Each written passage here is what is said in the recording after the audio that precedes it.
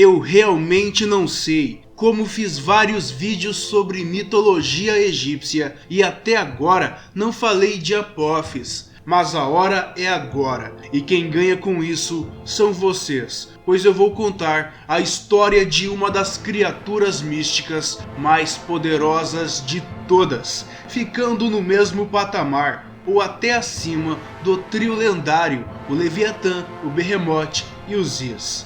Bem, turma, Apophis é uma criatura barra deus em forma de serpente e é a personificação do caos e destruição. E também é inimigo jurado de todos os deuses. E se querem saber mais sobre Apophis, então deixem um like neste vídeo e venham comigo, porque vou levá-los para um fantástico mundo de mistérios e curiosidades. Eu sou o Johnny e sejam todos bem-vindos ao canal Mysterium TV.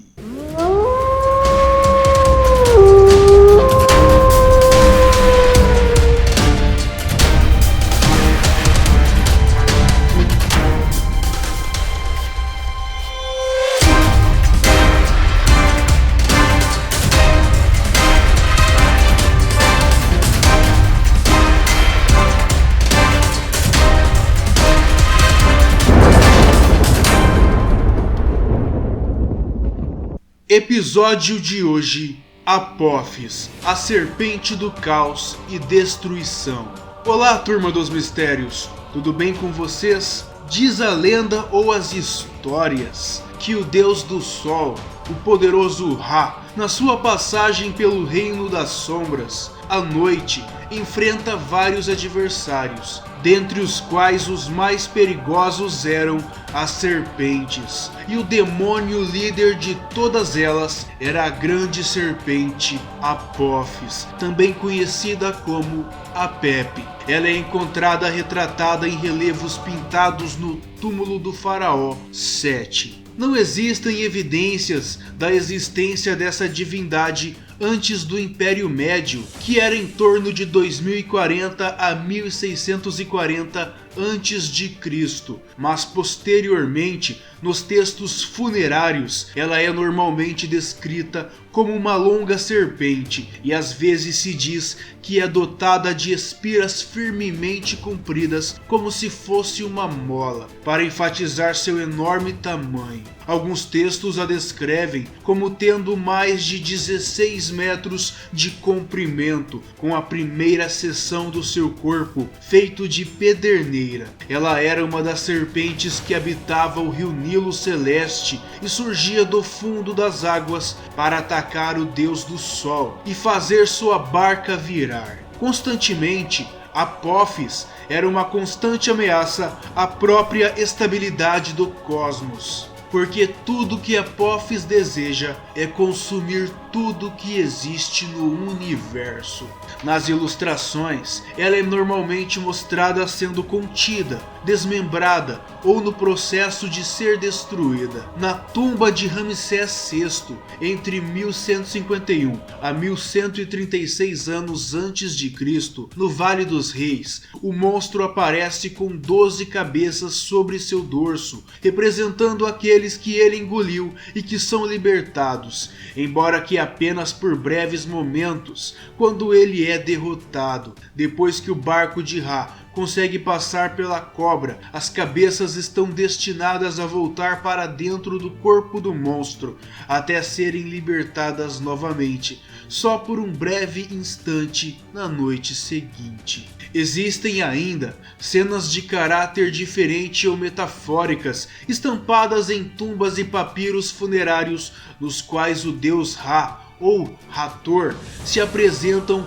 sob a forma de felinos para matar a serpente do mal, cortando-a com uma faca. Nesta pintura que estão vendo agora, de um túmulo tebano, que vemos ao lado, por um exemplo, um gato, que na realidade é o próprio Ra, brandindo uma faca, e ele domina a demoníaca serpente junto a uma árvore sagrada. Em algumas cenas dos templos de Dendera, Deir el-Bahari, Luxor e Philae, a serpente também é retratada simbolicamente. Nesses casos, o faraó golpeia um objeto circular semelhante a uma bola, que representa o olho mau de Apófis. Para quem não está entendendo muito, na mitologia egípcia, o próprio deus Ra faz o dia virar noite e a noite virar dia. E quando a noite chega, Apófis aparece para tentar dominar e destruir o mundo, mas todas as noites o próprio deus Ra vence a serpente maligna. E este deus do mal era associado a vários eventos naturais assustadores, como a escuridão inexplicável de um eclipse solar, tempestades e terremotos. Conhecido como Destruidor, Apófis tentava persistentemente atingir seu objetivo. O ataque desse monstro ao deus do sol acontecia segundo os relatos egípcios. A cada manhã, quando a barca solar estava prestes a emergir para a luz, então os aterradores rugidos da fera ecoavam na escuridão. Os artifícios que a serpente usava para impedir a passagem do barco eram as próprias ondulações de seu corpo, que são descritas como bancos de areia, ou ainda beber as águas do rio do mundo subterrâneo para fazer com que o barco de Ra encalhasse. A hipnose também é uma de suas armas. Em algumas versões do mito, Apófis hipnotiza Ra e todo o séquito que viaja com ele. E embora Sete também seja outro deus do mal, nesse caso ele atua como divindade protetora. E em alguns textos se diz que foi o próprio deus Ra que o convocou para derrotar a serpente. O papel original de Sete era batalhar contra Apófis e impedi-lo de destruir a embarcação, resistindo inclusive ao olhar fixo mortal da serpente e não se deixando hipnotizar. Sete finalmente derrota o gigantesco animal, quando da proa do barco solar o trespassa com uma grande lança. Ocasionalmente, a entidade malévola teria sucesso e o mundo mergulhado em trevas. Ideia que pode querer refletir a ocorrência de um eclipse solar, mas mesmo nesses casos, o deus Sete e seu companheiro Mehen, outra deidade em forma de serpente, só que serva de Sete, saíram vencedores, pois fariam um buraco na barriga de Apófis para permitir que o barco solar escapasse. Outras narrativas contam que os companheiros de viagem de Ra, e até mesmo os próprios mortos, que podiam se transformar em uma forma do deus Shu, eram envolvidos nesta batalha cíclica para a sobrevivência da criação e da ordem do universo. Principalmente no Livro das Portas, uma narração sobre a viagem do Deus Sol pelo mundo noturno, surgida no começo da 19ª dinastia, que ocorreu entre 1307 a 1196 a.C., onde Ísis, Neith e Selkis, juntamente com outras deidades secundárias e ajudadas por algumas espécies de macacos, capturam um monstro com redes mágicas, e a seguir ele é dominado por deidades, entre as quais se inclui o deus da terra Geb e os filhos de Horus. Horus, para quem não sabe, é também o deus do sol, filho de Ra, e todos eles cortam o corpo de Apófis em pedaços. Porém, a cada noite, o corpo de Apófis será revivido para atacar mais uma vez. Em outros relatos do mito, o deus Sol é cercado ou engolido pela serpente, que mais tarde o vomita, numa clara metáfora de renascimento e renovação. Obviamente, turma, Apófis não era uma divindade para ser adorada. Muito pelo contrário, ele foi incluído em vários cultos como um deus ou demônio contra o qual as pessoas deveriam estar protegidas. Assim sendo, foram produzidos vários textos mágicos e rituais para combater os efeitos dele no mundo. E existe um conjunto de textos conhecidos hoje como o Livro de Apófis, que é uma coleção desses feitiços mágicos que datam do Império Novo, entre 1550 a 1070 a.C.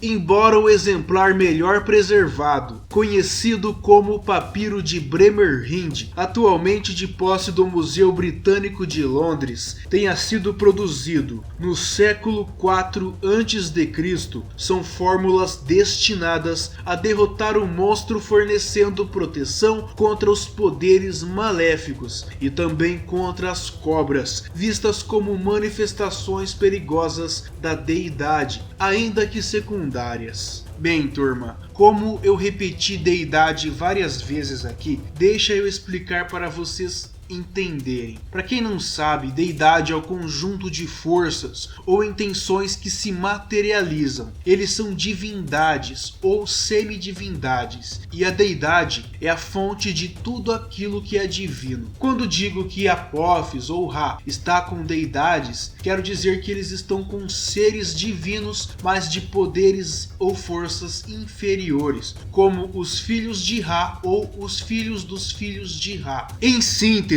os egípcios acreditavam que Apophis comandava um exército de demônios que infestavam o gênero humano, e que só tendo fé nos deuses de luz as pessoas poderiam derrotar esses demônios. Como já disse antes, Apophis era uma serpente gigantesca que já existia no começo dos tempos, nas águas do caos, antes mesmo da criação. Seu poder era tão grande que continuaria existindo num perene círculo vicioso de ataque, derrota e novo ataque, como já falei várias vezes neste vídeo. Por conta desse entendimento, anualmente os sacerdotes de Ra executavam um ritual denominado o banimento de Apophis. Esse ritual era feito diante de uma efígie do demônio, uma estátua colocada no centro do templo. Eles rezavam para que toda a maldade no Egito entrasse na imagem. Então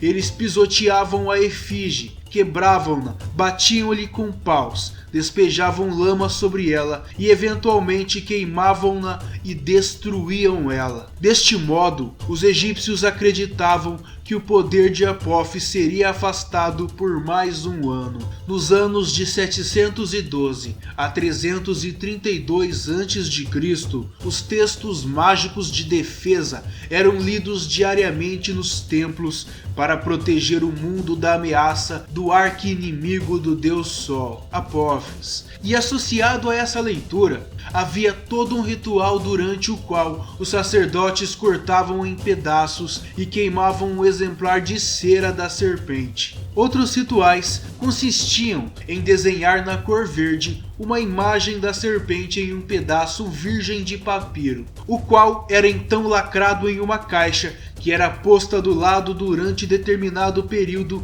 antes de ser lançada ao fogo. E como os mortos também precisavam ser protegidos de Apophis, na tumba eram colocados vários rolos de papiro contendo fórmulas para trazer o monstro para o local da execução, onde ele seria cortado, esmagado e consumido pelo fogo. Como vocês puderam ver, turma, Apophis realmente era uma divindade do mal, era praticamente o demônio da mitologia egípcia, e foi realmente muito interessante até para mim conhecer tudo sobre essa criatura.